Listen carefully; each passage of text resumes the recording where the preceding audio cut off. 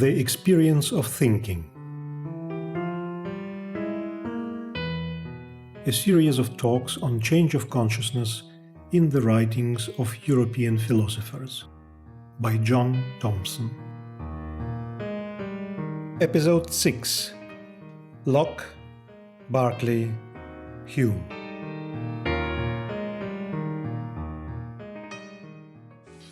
I'm sure we've all observed, looking at ourselves and our friends and other people, that different ways of relating to the world around us, being in the world, and different ways of looking at that. But one way would be that some people are, how shall I put it, they're very much in the world around them. The world they see, the world they hear, the world they touch, and so on. They're very much in that.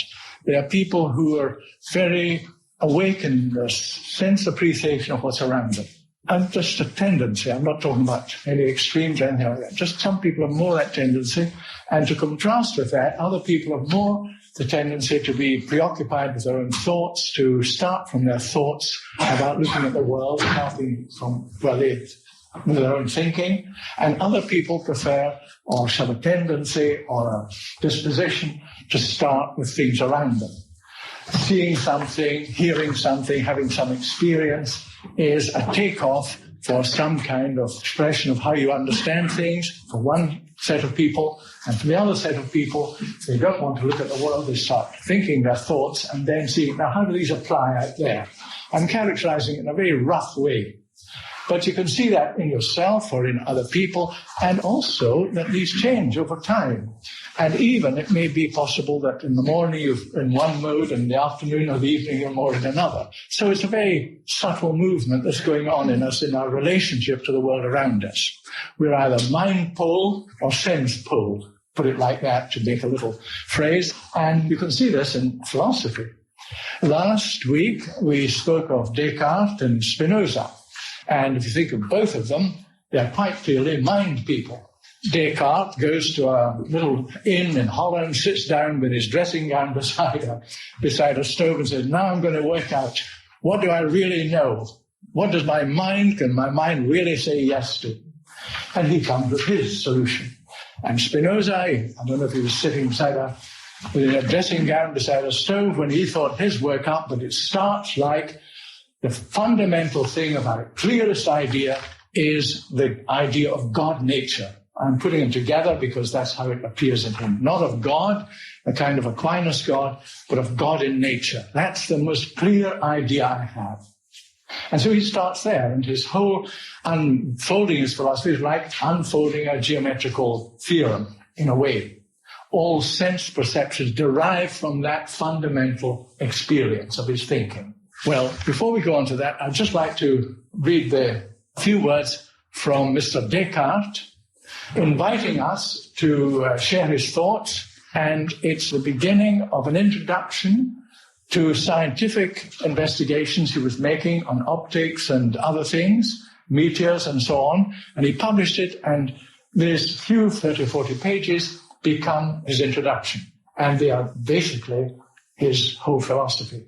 I rested my case last week on 6 meditations he gave, but that is the other leg on which his philosophy stands. So I just want to read a few lines from Descartes to give you a feeling of this French mind at work. Good sense is the most evenly shared thing in the world. For each of us thinks he is so well endowed with it that even those who are the hardest to please in all other respects are not in the habit of wanting more than they have. It's unlikely that everyone is mistaken in this. It indicates, rather, that the capacity to judge correctly and to distinguish the true from the false, which is properly what one calls common sense or reason, is naturally equal in all men, and women, I assume he meant, and consequently, that the diversity of our opinions does not spring from some of us being more able to reason than others, but only from our conducting our thoughts along different lines and not examining the same things. For it's not enough to have a good mind. Rather, the main thing is to apply it well. The greatest souls are capable of the greatest vices as well as of the greatest virtues. And those who go forward only very slowly can progress much further if they always keep to the right path than those who run and wander off it. So that's the mind. We have to develop the mind, and then we will all come to a acquired degree of reason to understand the world. Now we come today to three rather different philosophers. John Locke, an Englishman, Bishop George Berkeley, an Irishman, and David Hume, a Scotsman. And before I embark on them, I just want to give a general picture, because they are coming out of a very particular world that's been developing in the century before them and in their century, which is 17th century, and then we move into the 18th century. And that is the time of particularly the new science. Galileo at the beginning of the 17th century is doing his experiments on rolling balls and things in movement, trying to come to principles in order to understand mechanical movement. He's involved in other things as well, but that's one thing. And then at the end of this century, Newton is making his great picture of the universe, in which he's discovered all the basic principles of movement, in which he combines mass, velocity, and time in formulations, so that now, at the end of 17th century, the world appears as a great machine, every aspect of which you can identify and measure. Newton has combined in the same formulation the movement of the planets around the sun and a falling apple. This is now the world that these thinkers of the 17th century are living in. And that's very different from the 15th or 14th century. One steps into, when I put it like this, a different kind of space. If you go right back in time, right back to Aristotle, they didn't experience space. And I'm not talking about theories of space. It wasn't experienced in the way that we experience it today. We tend to think of space as a place where things are put in. It's a kind of emptiness in which things are. Trees, people, rabbits, stones, tables, and so on. They are in an empty space. Now that has only grown up in quite a recent times, the last few hundred years. Before that, people didn't experience themselves in that kind of world. Things fell to the ground because that was the nature of the thing. It wasn't something just moving abstractly through space. The earth drew things, apples and so on, towards it, and things fell. But fire and things like that were drawn upwards. So fire goes upwards. So these movements were embedded in a world and not, as it were, separated out of it and just movements in an empty space. If that helps you to see the picture. Now, the presentation in the Renaissance of perspective already gives the painter the possibility of making a room, whatever, a landscape, which is a kind of space in which there are trees, mountains, people, whatever. And that's a kind of first step in the imagination of what will become in the 17th century for people a normal reality. We are moving about, we're objects moving about in space. Not only did Newton help to establish this vision of the universe, but also he established the idea that everything is bound by law, physical laws. And he himself was one of the first to develop these laws, the laws of physics, laws pertaining to moving objects, to the expansion of gases, to all these things.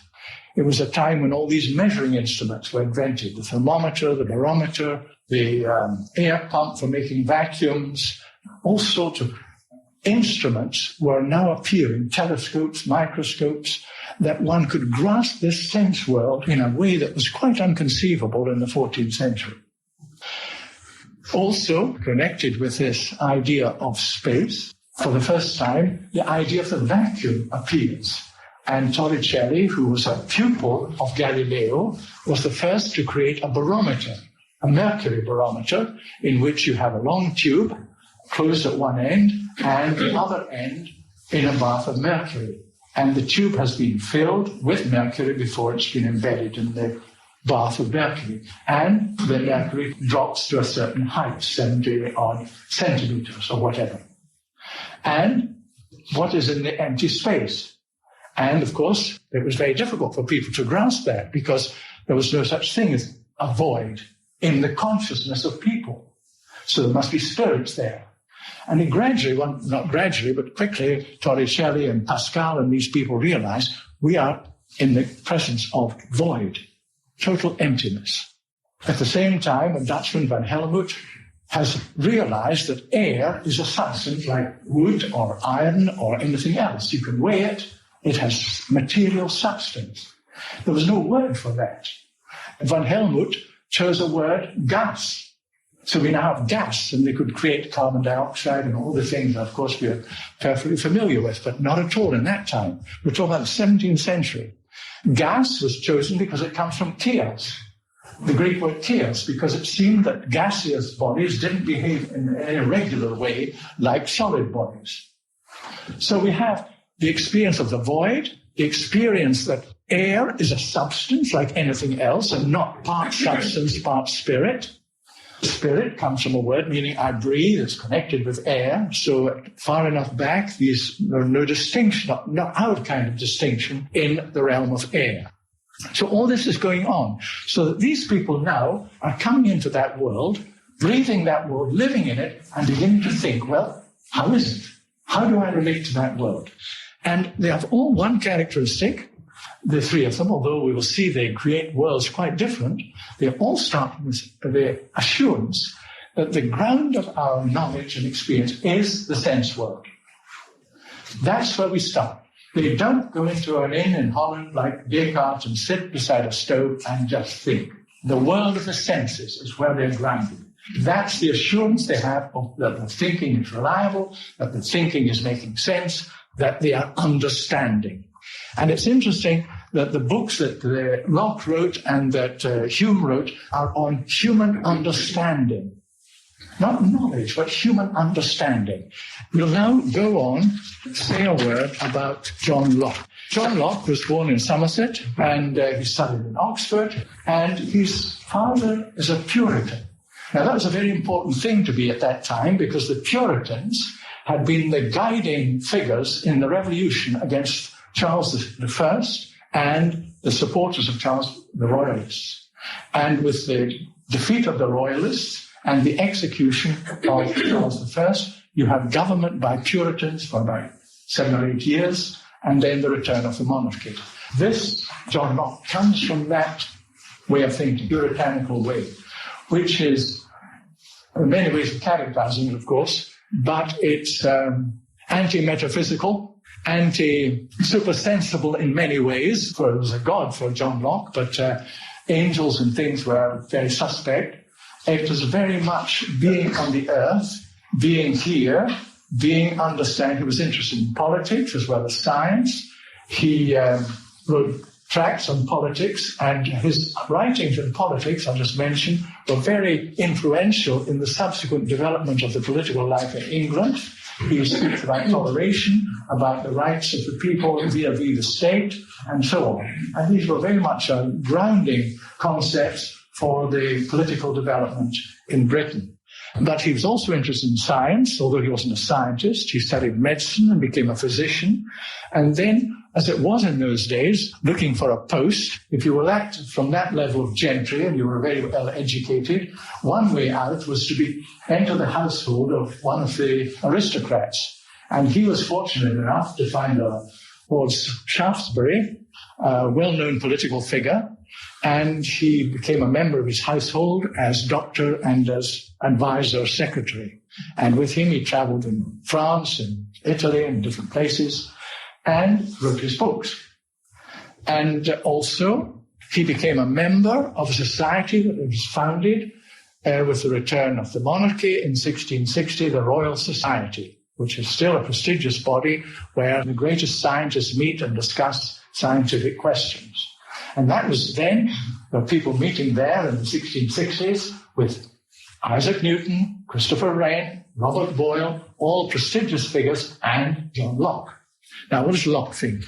I'd like to tell you why he started this process. little line from his famous book. It's called An Essay Concerning Human Understanding. Every man being conscious to himself that he thinks, and that which his mind is applied about whilst thinking, being the ideas that are there.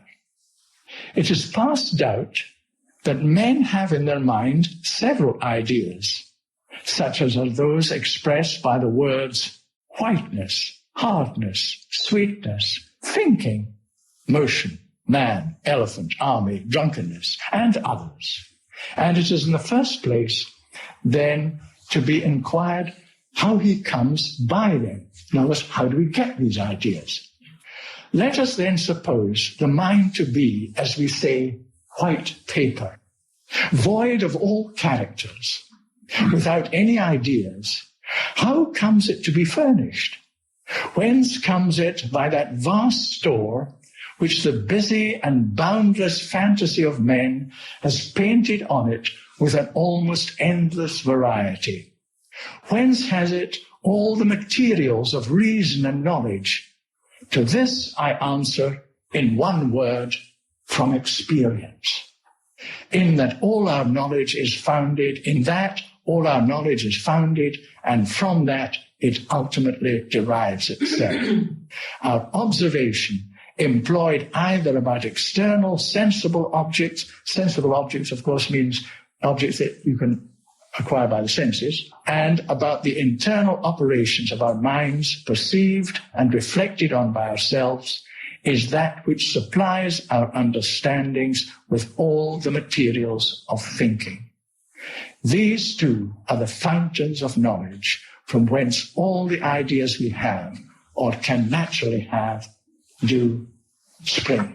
So that's where he starts. Then he describes somewhere else how he's sitting arguing with some gentleman, and the tempers rise and they become heated about each other's opinions and so on. And then he goes away and reflects, why should such things happen? If people understood what understanding is and what the limits of understanding is, then they wouldn't get into these tempers when they discuss things. And so he started to write this book. This is a very short and abridged version of his essay. And that was the essay concerning human understanding. From that little passage I read, certain things become clear. That we come into the world and the mind of the child is a white sheet of paper.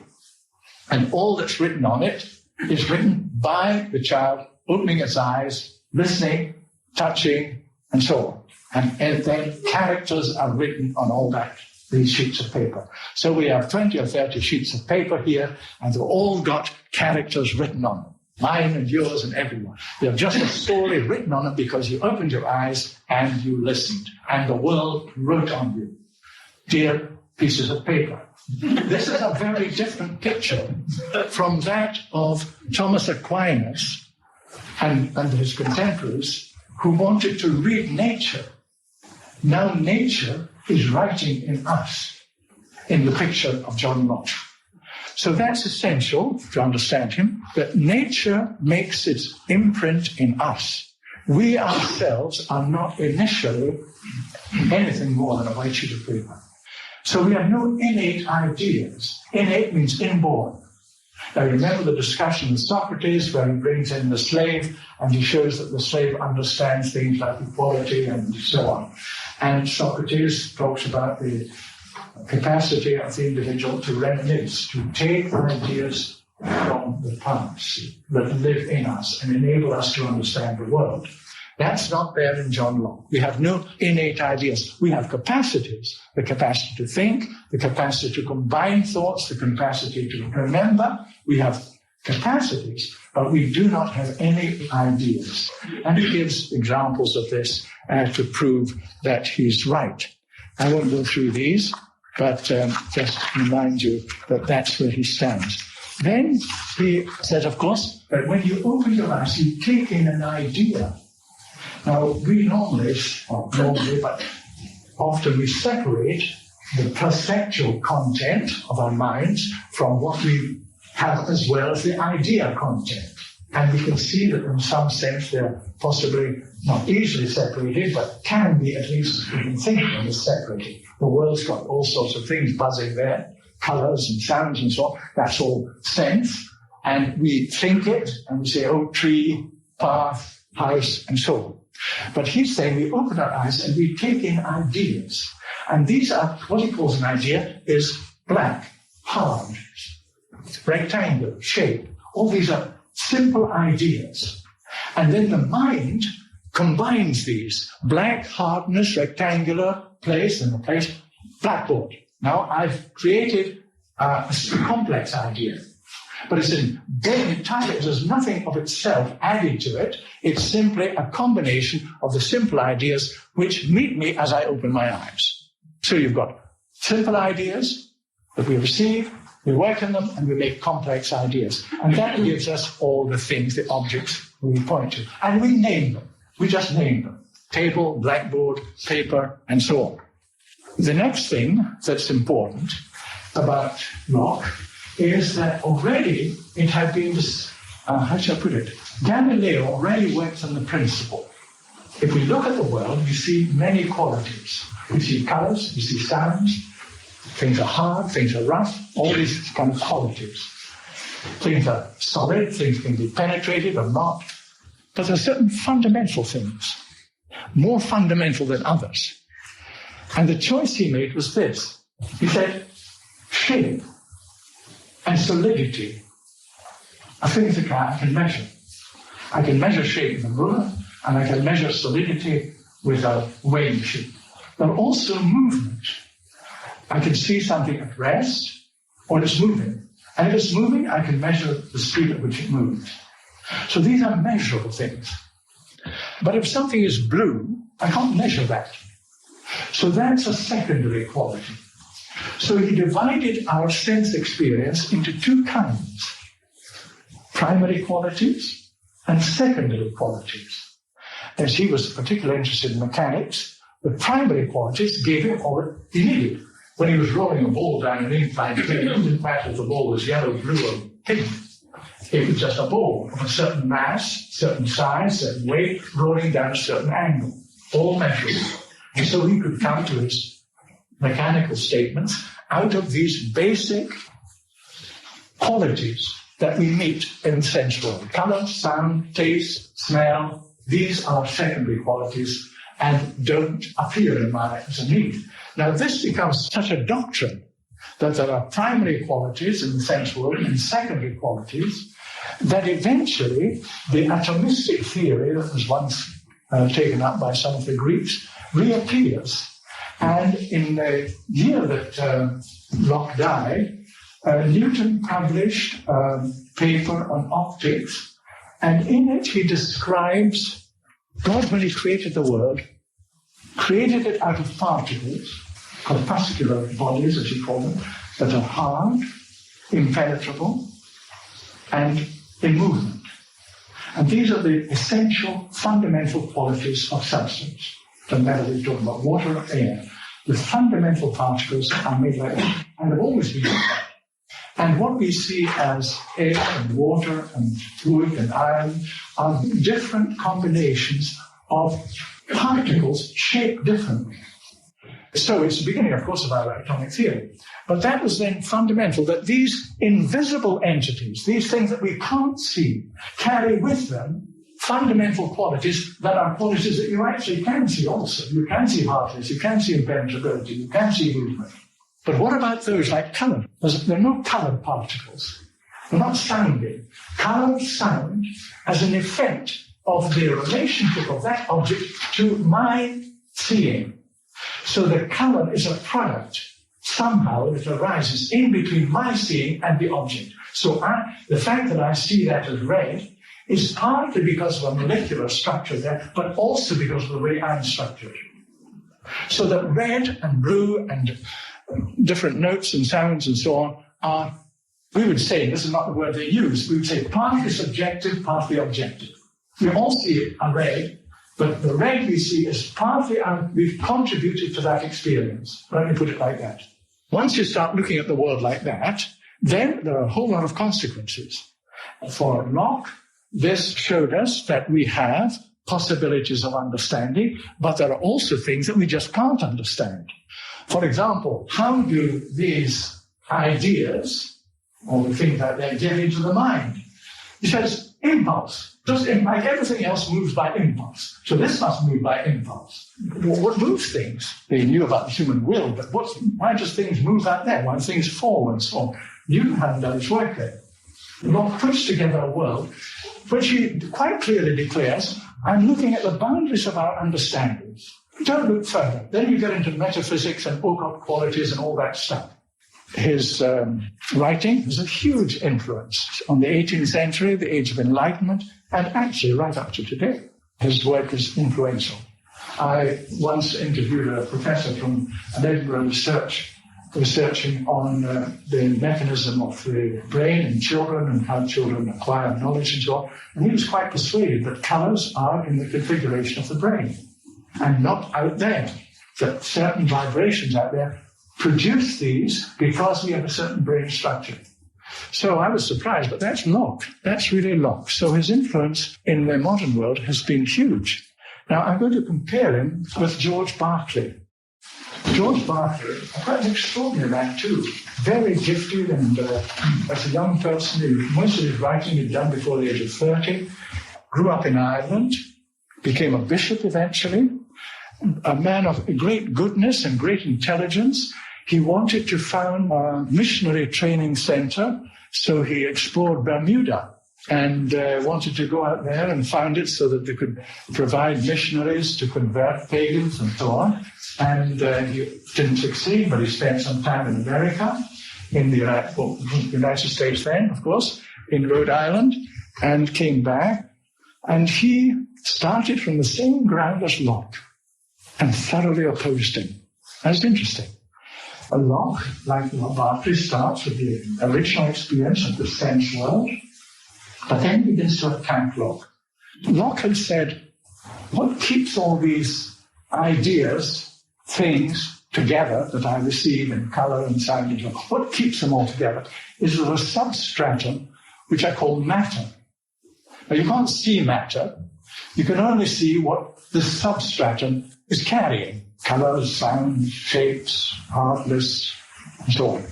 But this substratum he calls matter. Berkeley attacks this and says, you're telling us that you have all ideas come through the senses, and now you're telling us some fundamental idea that you can't sense. There's a contradiction there. So he begins to evolve his own picture of the world. Berkeley was partly moved because he interpreted Locke's ideas, although Locke was by no means an atheist, that it would lead to a totally materialistic view of the universe and an atheistic one. Himself, he was totally other direction, and so he felt the need to oppose it. Then he attacks this division of experience into primary and secondary qualities. Secondary qualities are supposed not to resemble anything existing outside the mind or unperceived. And primary images, this is Berkeley speaking, primary images are things which exist outside the mind in an unthinking substance called matter. So you've divided into the world into secondary things that don't resemble anything out there but exist in the mind, and you've got primary images exist outside the mind, but they exist in an unthinking material, an unthinking substance called matter. The matter that they mean is an inner, senseless substance in which extension, that simply means presence in a form, extension, shape, motion, solidity actually subsist. But these also exist in the mind. And since an idea can only be like another idea, it means that neither they nor their archetypes can exist in an unperceived world. The very notion of matter or corporeal substance involves a contradiction. So if you're grounded in the sense world, what you perceive, and you're making the substratum the unperceived, you're in a contradiction. And Berkeley then makes this statement. It is very obvious upon the least inquiry into our thoughts to know whether it be possible for us to understand what is meant by the absolute existence of sensible objects, objects available to the senses, in themselves or without a mind. So he's pushing the question and saying, can you, all your ideas come into a mind, can you talk of ideas without a mind? Is there such a thing as the material world without mind? Is there an unperceived world which is not perceived by mind? And he goes on, the ideas imprinted on the mind by the author of nature are called real things. These are real ideas imprinted by the author, the divine. He's imprinted all these are his imprints.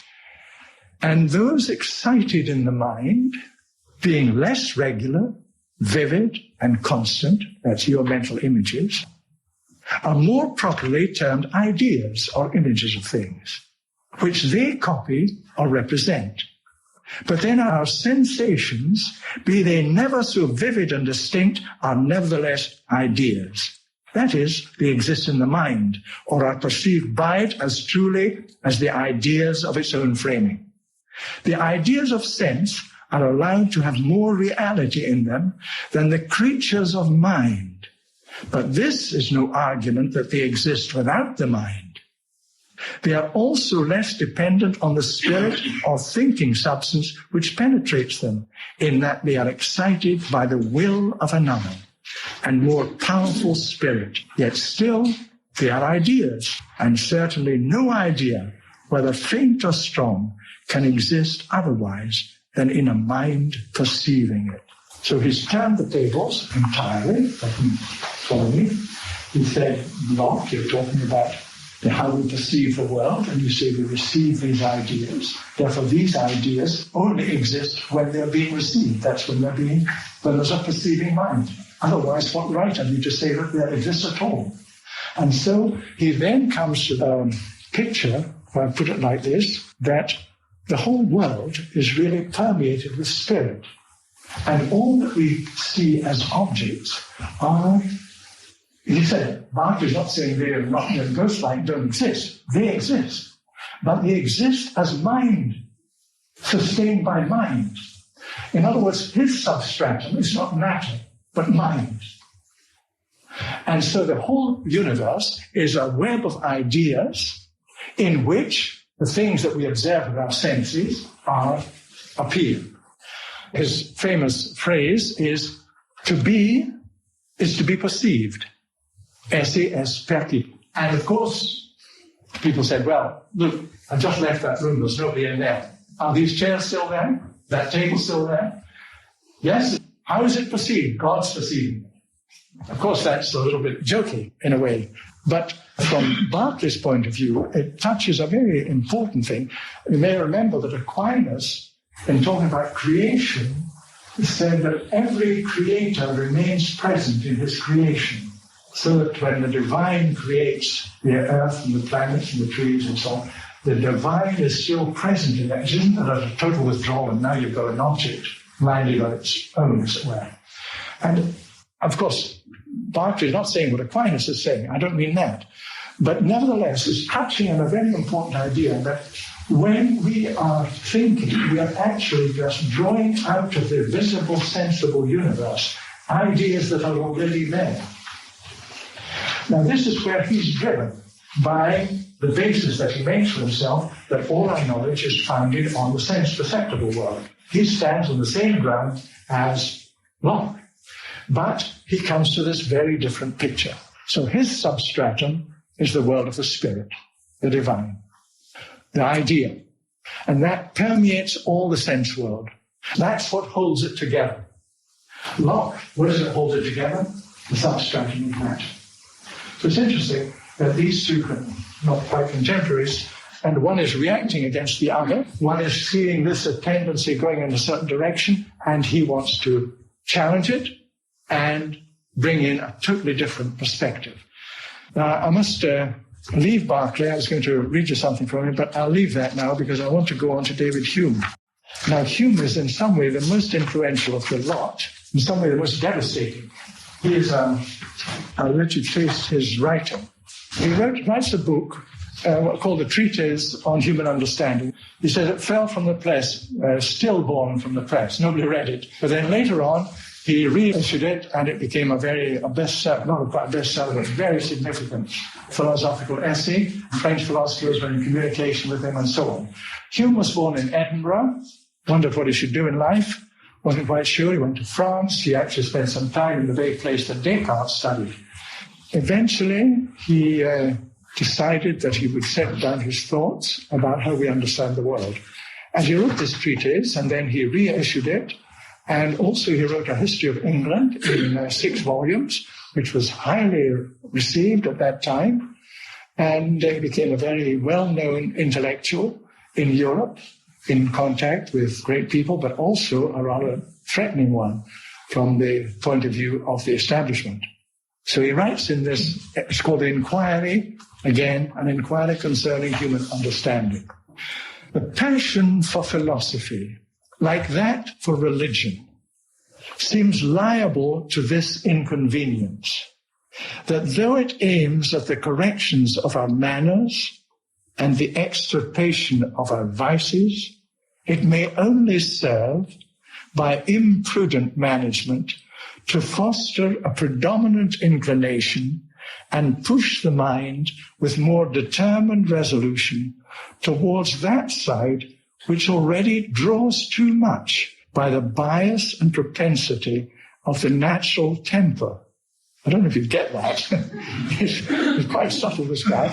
It's certain that while we aspire to the magnanimous firmness of the philosophic sage and endeavor to confine our pleasures altogether within our own minds, we may at last render our philosophy, like that of Epictetus and the Stoics, only a more refined system of selfishness, and reason ourselves out of all virtue as well as social enjoyment.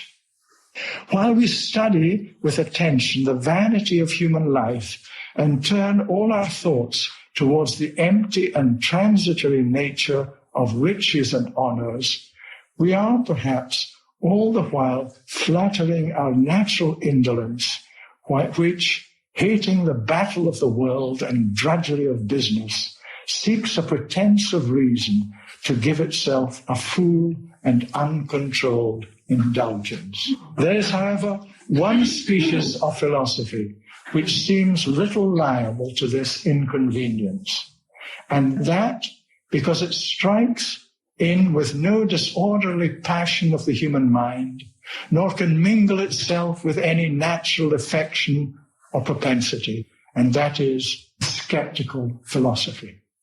The skeptics always talk of doubt and suspense of judgment, of danger of hasty determination, of confining to very narrow bounds the inquiries of the understanding, and of renouncing all speculations which lie not within the limits of common life and practice. Nothing, therefore, can be more contrary than such a philosophy to the supine indolence of the mind and its rash arrogance. So this is the skeptic, approaching the world with the eyes of the skeptic. Don't get taken. Well, he stands on the same ground as Mr. Locke and Mr. Berkeley, but he comes up with some new thoughts. He wants also, like all these other philosophers, to erect a complete system of the sciences, built on a foundation almost entirely new, and the only one on which they can stand with any security. The experience of the senses is the basis and the corrective of our knowledge. Now, the substratum, which I spoke about, in which Locke needed the material, the world of matter, and Berkeley, the world of spirit, he dismissed these. And he writes, "What any common man mean by a hat, or a shoe, or a stone, is no more than a collection and succession in time of sensible qualities. Black, hard, white, rectangular. That's a hat or whatever it is. And he said a hat or a shoe or a stone, but he could say a giraffe or a horse, or maybe even a man. A collection of perceptions, a collection of sensible qualities, he calls them. Perceptions, we call them a collection of sensible qualities in succession in time. So the hat's always there if you put it on the table. 5 minutes there, there's still the same collection of qualities, visible qualities. The idea of a substance, as well as that of a mode, well, that was just another level of substance, I won't go into that, is nothing but a collection of simple ideas that are united by the imagination and have a particular name assigned to them, by which we are able to call that collection.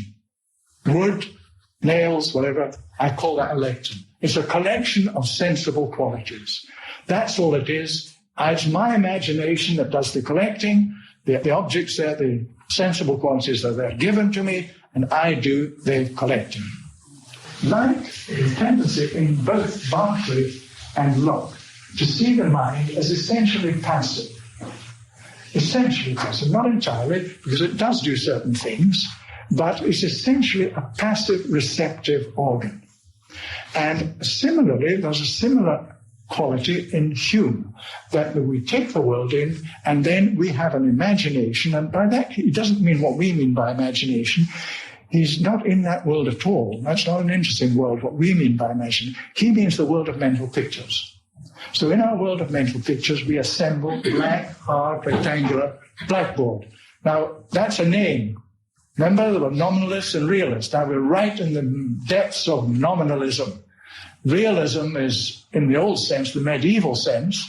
That means that a word had a substance in it, if I put it like that. That's gone. We're just naming things. We're going around the world seeing collections of perceptions. We're gathering together with our mental imagery and naming it. Window, man, jumper, blackboard, they're just names. This is his world. And he changes the language. That's often a great difficulty in reading these people because they have their own language. He calls impressions what Locke called ideas. So we get impressions. And then with these impressions that come, that's the colors and sounds and so on, in some way they are copied into the mind. And in the mind, he calls them ideas. This appearance of these impressions in the mind, we then do certain operations on them. And it's these operations that Hume talks about, which lead in a very interesting direction, which I've tried to explain. He says that we have some kind of faculty that enables us to associate these ideas. So we have impressions, they're copied into the mind, ideas, and then we have a kind of ability to associate these. If someone says blue, my mind associates with other colors, that kind of thing. And he says there are basically three ways of associating. One is resemblance. There's a resemblance in color, whereas blue, yellow, they resemble in one way. There's an experience which is resembling, I suppose. An animal, a giraffe, resembles other animals and so on. So we associate ideas when we go to a zoo or something like that. We make these kind of associations. The mind does that. And it's a kind of law of attraction. It makes it like that. And then there's also what he calls contiguity. That means one thing's near another, so it might happen in time. Something's happened, and then immediately afterwards something else happens, and we relate these two incidents for one reason or another.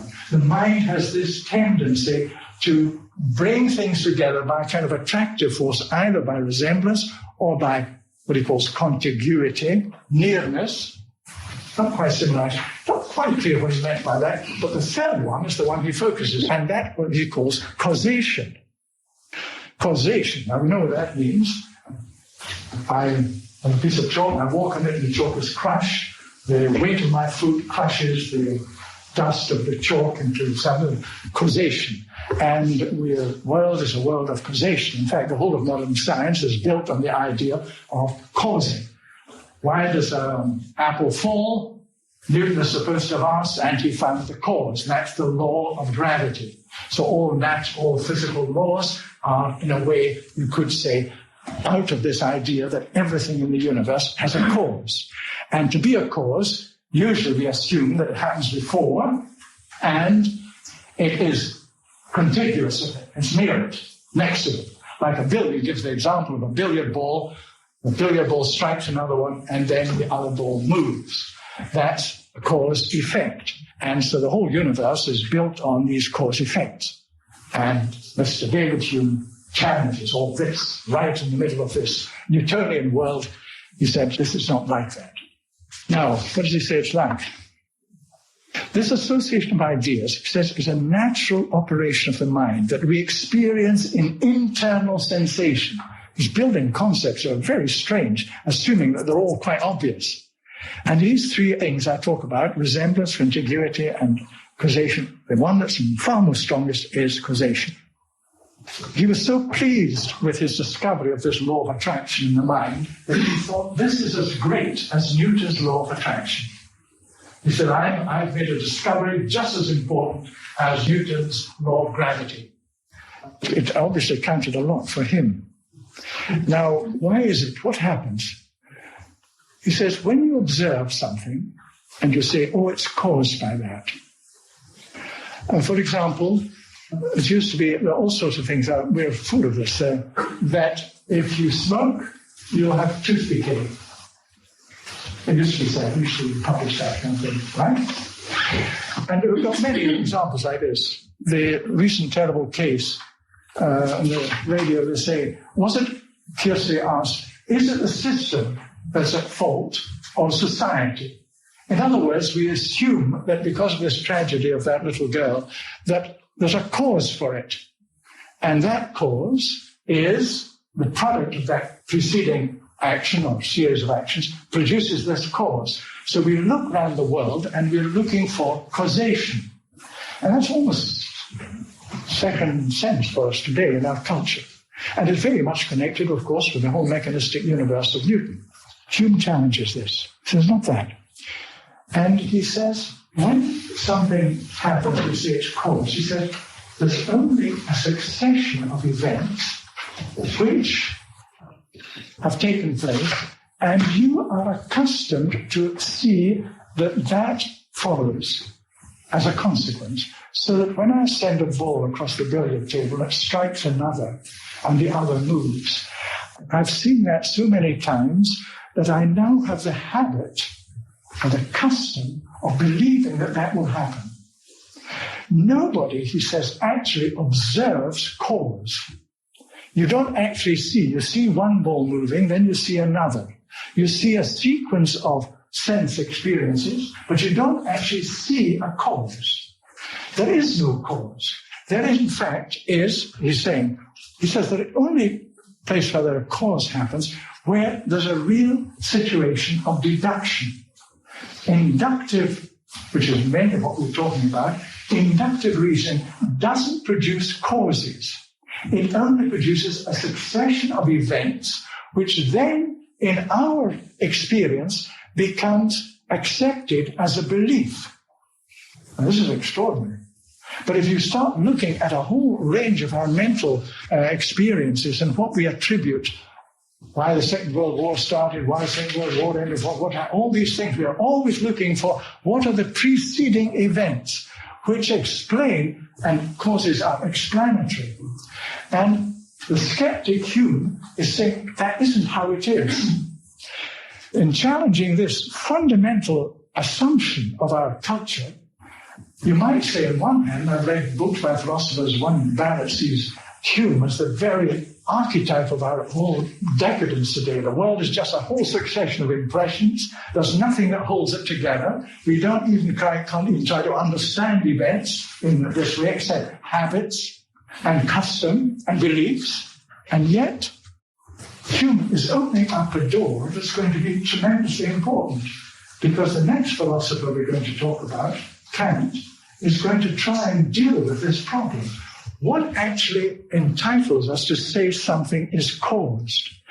Most of what we mean by something is caused is we've seen in the past that it went like that, that's how it terminated, and that was the consequence. This is like that, it resembles that, that's going to happen like that. And that is, and he's saying, this is how our mind works by these association of ideas. You think you're making a rational penetration of a situation. That's not what's happening. Well, this is a very fundamental critique, not only of Berkeley and Hume, as well as all of Descartes and Spinoza and all these people. The reality of life is that ideas are simply copies. How they're copied, he doesn't explain, copies into the mind of external impressions, reassembled out of the imagination. The imagination, therefore, then has certain forces of attraction, association of ideas, which bring us into arranging a huge, interesting world that we create out of these impressions and imagination, and it's fueled by this capacity we have for association. And the most important one, or the most significant one, is this thing that we call causation, which isn't causation. I hope that's a reasonable representation of a very complex discussion that he takes on that, very complex. As to those impressions which arise from the senses, their ultimate cause is, in my opinion, perfectly inexplicable by human reason. How these, and it will always be impossible to decide with certainty whether they arise immediately from the object or are produced by the creative power of the mind, or are derived from the author of our being. So he's very skeptical. He lays it out. I don't know how these impressions there become ideas. I have no idea. I can't tell you that. But he's not one of these people who has to know everything, as it were. And it's typical of these philosophers. They are people, they believe in common sense. Don't go where it won't lead you anywhere. Just don't go there. Keep where you can understand things. And so if you admit that that's not really understanding, okay, that's all right. That's no problem. It would be a big problem for Spinoza or somebody like that, but not for them, these people. And then he says, nor is such a question in any way material to our present purpose. We may draw inferences from the coherence of our perceptions, whether they be true or false, whether they represent nature justly or be mere illusions of the senses.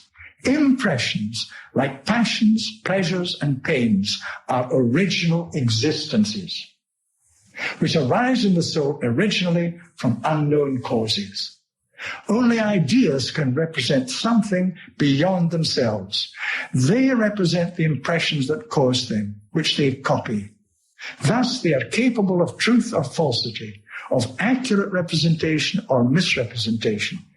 However, impressions are not representative, and so they are not, strictly speaking, capable of truth or falsity. The Hume system, therefore, takes us into the whole extent of our experience, inner and outer, but with very strict boundaries, and the assumption of capacities in the human world, of association of ideas and how it functions, and this activity of the mind doesn't enter into it. This associating of ideas is not really meditative cogitation of the world. It's something that's happening in us, like we sweat or things like that. It's a kind of organic process that we just have. This, it may seem over-skeptical to say that when something we call, say, there's only a ball is falling in a law, and he says it's just belief. He makes this a very important element. And one thing that one's got to grasp is that, like Locke, you see, you're just a mind in a universe. He's a nice guy, but you're just a mind in a universe. There are these things coming in, and then we assemble them in complex ideas and so on. But when Hume starts talking about we are believing things, he says in our relationship to the world and the events of the world, we are engaged in feelings as well as thinkings. That's what a belief is. And the things we see, that follows that. We are in with it in a certain way, which Locke stands totally outside.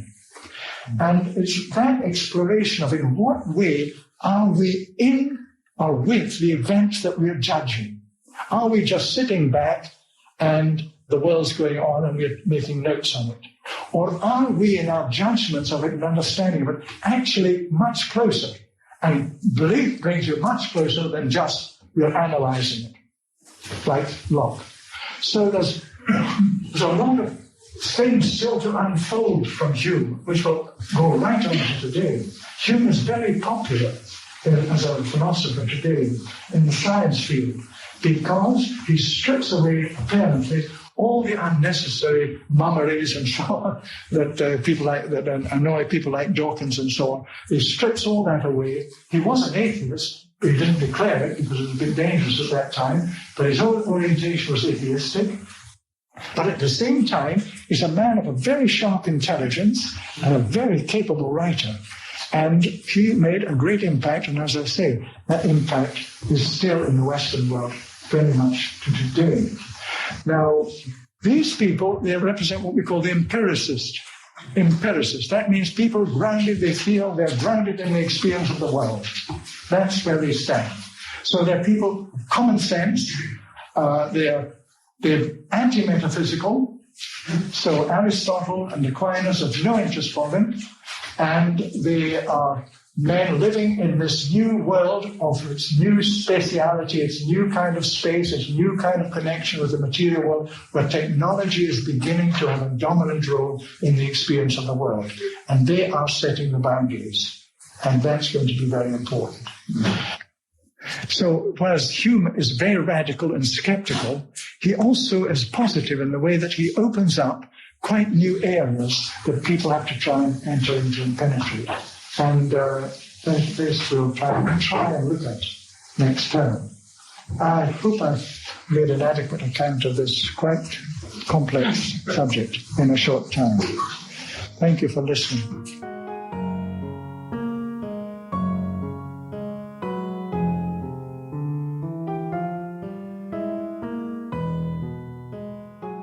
The next episode is on Immanuel Kant.